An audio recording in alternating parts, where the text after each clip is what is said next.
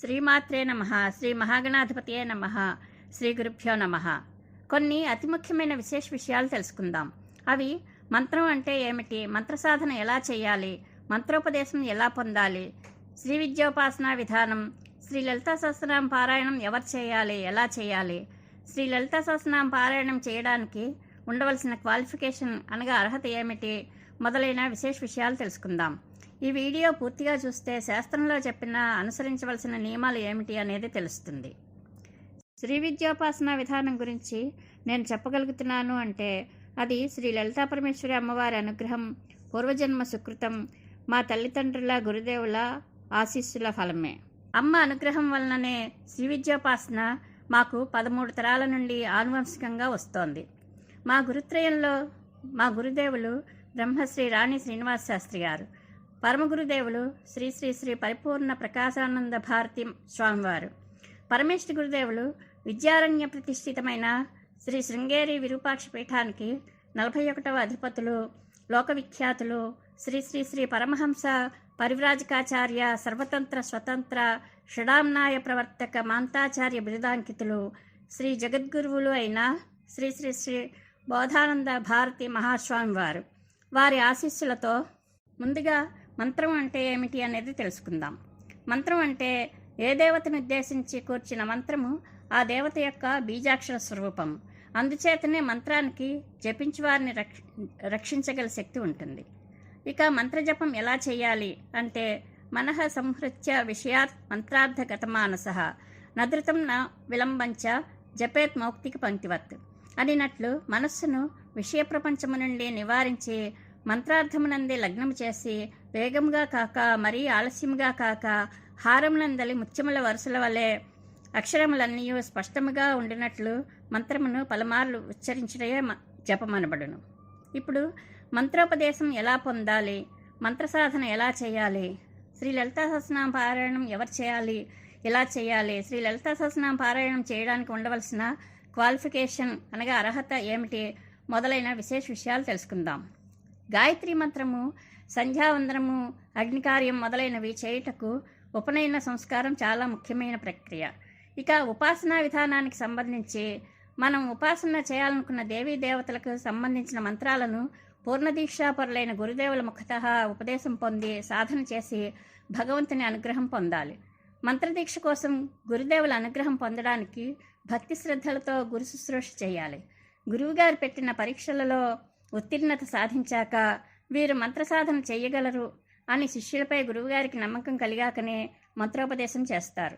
పరమేశ్వరుని అనుగ్రహం ఉంటే పూర్వదీక్షాపరులైన గురుదేవులను తప్పక దర్శించగలుగుతాం. శ్రీ లలితా సహస్రనామ పారాయణం చేయుటకు శ్రీ విద్యా దీక్ష అనగా శ్రీ విద్యా మంత్రోపదేశం, శ్రీ విద్యోపాసన, మంత్రజప సాధన అతి ముఖ్యమైనవి. ఈ మంత్రదీక్ష పూర్ణదీక్షాపరులైన గురుదేవుల అనుగ్రహంతో గురుదేవుల ముఖతః శ్రీ విద్యా మంత్రోపదేశం పొందాలి. ముందుగా బాలామంత్రం ఉపదేశం చేస్తారు. ఆ బాలామంత్రం అక్షర లక్షలు పురస్చరణ చేశాక రెండవ మంత్రం ఉపదేశం చేస్తారు. మంత్రం పురస్చరణ చేసే ప్రక్రియ ప్రత్యేకంగా చెప్పారు. ఆ విశేష విషయాలు మరోసారి తెలుసుకోవచ్చు. ప్రస్తుతం శ్రీ లలితా సహస్రనామాల యొక్క విశిష్టత, శ్రీ లలితా సహస్రనామ పారాయణం చేయవలసిన పద్ధతి గురించి తెలుసుకుందాం. శ్రీ లలితా సహస్రనామాలు అతి రహస్యమైనవి. శ్రీ లలితా పరమేశ్వరి ఆజ్ఞతో వసిన్యాది వాగ్దేవతలు అమ్మవారిని స్తుతించిన విశిష్ట నామాలు. అగస్త్య మహర్షి సప్తఋషులలో ఒకరు. సముద్రాన్ని ఆచమనం చేసి ఇంకించిన గొప్ప మహిమాన్వితమైన మహర్షి. ఆయన భార్య లోపాముద్ర శ్రీ లలితా పరమేశ్వరి అమ్మవారికి ప్రియసఖి. అగస్త్య మహర్షి నా ప్రియసఖి లోపాముద్ర భర్త కావున అతనికి అతి రహస్యమైన శ్రీ లలితా సహస్రనామాలు ఉపదేశించమని సాక్షాత్తు శ్రీ లలితా పరమేశ్వరి అమ్మవారు హయగ్రీవునికి ఆజ్ఞాపించారు. అగస్త్య మహర్షి హయగ్రీవుని అడుగుతారు, స్వామి, నాకు అందరి దేవతల సహస్రనామాలు చెప్పారు. లలితాదేవి అద్భుత చరిత్రను, ఆమె ఎట్లా ఆవిర్భవించిందో, ఎలా పట్టాభిషేకం జరిగిందో, భండాసురుణ్ణి ఎలా వధించిందో చెప్పారు. మాతకు సంబంధించిన పంచదశి మంత్ర మాహాత్మ్యాన్ని వివరించారు. కానీ లలితా సహస్రనామాలు చెప్పలేదేమి, నాకు వినే అర్హత లేదా అని చాలా భక్తిపూర్వకంగా అడుగుతారు. అది విని హయగ్రీవుడు, లోపాముద్రాపతివైన ఓ అగస్త్య, శ్రీ లలితా సహస్రనామాలు అతి రహస్యమైనవి కాబట్టే నీకు చెప్పలేదు. నువ్వు ఇంత భక్తిపూర్వకంగా అడిగావు. అన్నింటికంటే అతి ముఖ్యమైన విశేషం ఏమిటంటే సాక్షాత్తు శ్రీ లలితాపరమేశ్వరి అమ్మవారు శ్రీ లలితా సహస్రనామాలు నీకు ఉపదేశించమని ఆజ్ఞాపించారు. కావున చెబుతాను విను. శ్రీ లలితా సహస్రనామాలు అతి రహస్యమైనవి. శ్రీ విద్యా ఉపాసన మంత్రజపం చేసిన అనంతరం పారాయణం చేయాలని చెప్పి శ్రీ లలితా సహస్రనామాలు అగస్త్య మహర్షికి ఉపదేశించారు. ఇప్పుడు మంత్రశాస్త్రంలో చెప్పబడిన మరియు మా గురుదేవులు బోధించిన శ్రీ లలితా సహస్రనామ పారాయణ చేయుటకు ఉండవలసిన అర్హత, పాటించవలసిన నియమాలు తెలుసుకుందాం. శ్రీ విద్యా మంత్రోపదేశం పూర్ణ దీక్షాపరులైన గురువుల వద్ద పొందాలి.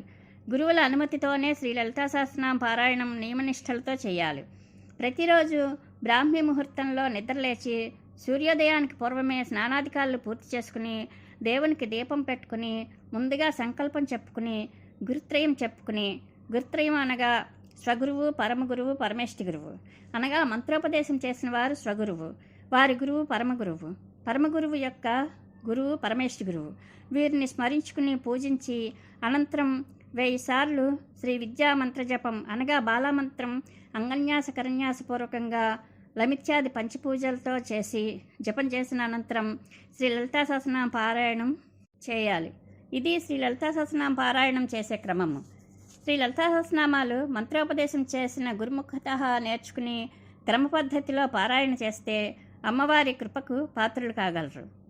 ఎలాగంటే నిత్య వ్యవహారంలో గమనించినట్లయితే ఒక్కొక్కరు ఎవరి ఇష్టతను బట్టి వారు collector, doctor, engineer, police officers మొదలైనవి అవ్వాలని కోరుకుంటారు. ఇలా వారు కోరుకున్న రంగాలలో విజయం సాధించడానికి తగిన కృషి, పట్టుదల, సాధన చేసి ఆయా రంగాలకు సంబంధించిన కోర్సులు, సివిల్స్, ఎంబీబీఎస్లు, పిహెచ్డీలు మొదలైన వాటిని అధ్యయనం చేసి పరీక్షలలో ఉత్తీర్ణులై అర్హత పొంది వారి కళలు సాకారం చేసుకుంటారు. Doctor, collector, DSP, DIG, business, మంచి ఉద్యోగం ఇలా ఏది పొందాలన్నా ఆయా రంగాలకు సంబంధించిన కోర్సులు సాధన చేసి పరీక్షలలో ఉత్తీర్ణులై వాటికి అవసరమైన క్వాలిఫికేషన్ అనగా అర్హత పొందాలి. అలా కాకుండా నేను సివిల్స్కి సంబంధించిన సిలబస్ మొత్తం చదివేశాను కాబట్టి నాకు కలెక్టర్ పదవి ఇస్తే లా అండ్ ఆర్డర్ని నియంత్రిస్తాను, అలాగే మెడిసిన్ సిలబస్ మొత్తం చదివేశాను, నేను డాక్టర్ని, ఆపరేషన్ చేస్తాను, ఇంజనీరింగ్ సిలబస్ మొత్తం చదివేశాను కాబట్టి నేను ఇంజనీర్ని, ప్లాన్స్ వేసి బిల్డింగ్స్ కట్టేస్తాను, అదేవిధంగా ఐపీఎస్ సిలబస్ మొత్తం చదివేశాను కాబట్టి నేను ఎస్పీనో డిఎస్పీనో అని చెప్పి ఎవరినైనా అరెస్ట్ చేస్తాను అంటూ చెబితే చెల్లుతుందా?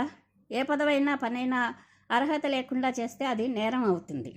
అర్హత కలిగి ఒక ఆఫీసర్గా, డాక్టర్గా చేస్తే అది బాధ్యత అవుతుంది. పరీక్షలో ఉత్తీర్ణులైన వారే ఆ పదవులకి అర్హులవుతారు. అనుకున్నది ఏది సాధించాలన్నా కృషి, పట్టుదల, నిరంతర పరిశ్రమ, సాధన చాలా అవసరం. వాటికి సంబంధించిన పునాదురాలను గట్టిగా ఉండేటట్లు చూసుకుంటేనే ఐఏఎస్లు, ఐపీఎస్లు, డాక్టర్స్, ఇంజనీర్స్, ఉపాధ్యాయులు, ఉద్యోగస్తులు ఇలా ఎవరి ఇష్టతను బట్టి వారు అవ్వగలరు.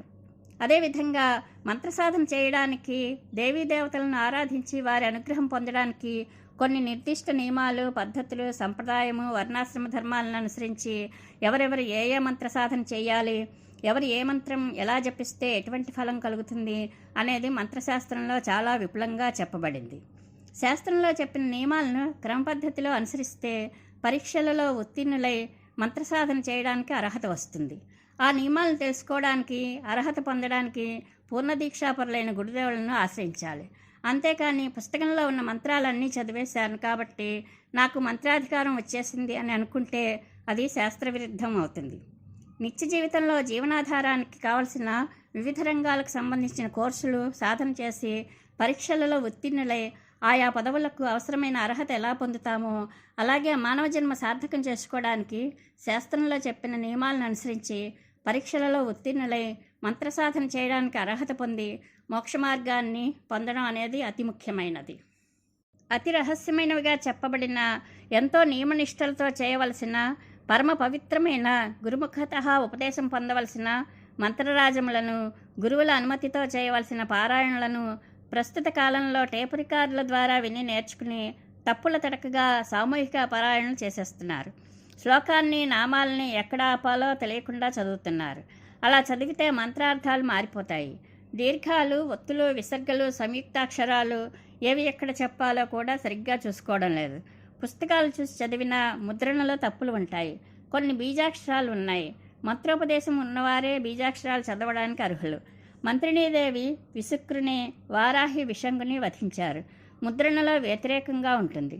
తెలుగు సరిగ్గా మాట్లాడడం చదవడం రాని వారు కూడా పారాయణ చేసేస్తున్నారు. మరొక ముఖ్య విషయం ఏమిటంటే శ్రీ లలితా సహస్రనామ పారాయణం అనేది మనసులో చేసుకోవాల్సిన పారాయణం. మంత్రోపాసన కానీ పారాయణ కానీ మనసులోనే మౌనంగా చేసుకోవాలి. సామూహిక పూజలు పారాయణలు ఎప్పుడూ శ్రేయస్కరం కాదు. ఎందుకంటే ఒకరు ముందుకు ఒకరు వెనుకకు చదువుతారు. అలా చదివితే అర్థాలు మారిపోతాయి. అత్యంత భక్తి శ్రద్ధలతో ప్రశాంతంగా మనసులోనే చేసుకోవలసిన శ్రీ లలితా సహస్రనామ పారాయణను హడావిడిగా బిగ్గరగా గుంపులో గోవింద అన్నట్లుగా చేసేస్తున్నారు. మధ్యలో ఎవరైనా కలిస్తే బాగున్నారా అంటూ పలకరిస్తారు. పారాయణ ఒకసారి మొదలుపెట్టాక పూర్తి అయ్యే వరకు మధ్యలో ఆపి ఎవరితోనూ మాట్లాడకూడదు. దేవుని పూజకు ఎంత నియమంగా ఉండాలో తెలుసుకున్నాం కదా. కానీ నెలసరి నియమాలు 90% మంది పాటించడం మానేస్తున్నారు. పూర్వం ఇంటి యజమాని భోజనం చేసేటప్పుడు ఇంట్లో బహిష్ట వారి మాట వినిపిస్తే భోజనం తినడం మానేసేవారు. ఇప్పుడు నెలసరి వచ్చినట్లు కూడా తెలియదు. సామూహిక పారాయణ చేసేస్తున్నారు. ఎంతో నియమనిష్టలతో చేయవలసిన పరమ పవిత్రములైన మంత్రరాజములను ఇష్టానుసారంగా చేసేస్తున్నారు. గృహప్రవేశం లాంటి వేడుకలలో టిఫిన్స్ చేసిన తర్వాత మధ్యాహ్నం 12 గంటలకు శ్రీ లలితా సహస్రనామ పారాయణం, మణిద్వీప వర్ణనం అంటూ అందరూ సామూహికంగా చేసేస్తున్నారు. వద్దు అన్న పని చేయడమే 99% మందికి అలవాటు. ప్రమాదాలు నివారింపబడాలి అంటే రోడ్డుకి ఎడమవైపు నడవాలని, జీబ్రాచారులపైనే నడవాలని చెబితే ఏం కాదు, మేము రోడ్డుకి మధ్యలోనే నడుస్తాము అంటే రోడ్డు నిర్మానుష్యంగా ఉన్నంత వరకు ప్రమాదం ఏమీ జరగదు. కానీ హఠాత్తుగా ప్రమాదం ఏ కూడలి దారి నుండి వస్తుందో తెలియదు. పెద్దవాళ్ళు ఇంతలా చేయకూడదు అని చెప్తున్నా మేము ఇలాగే చేస్తాము అని అనుకుంటే జరగబోయేది ఏమిటి అనేది ఎవరికి వారు తెలుసుకోవాల్సిందే.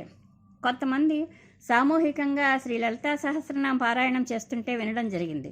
వాళ్ళు చదివే తప్పులు వినడం వల్ల ఇబ్బంది కలిగింది. ఈ వీడియో చూసిన కొందరైనా మంత్రశాస్త్రంలో చెప్పబడిన నియమాలు తెలుసుకుని అనుసరిస్తారని ఈ వీడియో చేశాను. ఇకపైనైనా ప్రతి ఒక్కరూ పూర్ణదీక్షాపరులైన గురువులను సేవించి తగిన మంత్రోపదేశమును పొంది శ్రీ పరమేశ్వరీ సమేత పరమేశ్వరానుగ్రహం పొందాలని ఆకాంక్షిస్తూ శుభం భూయాత్.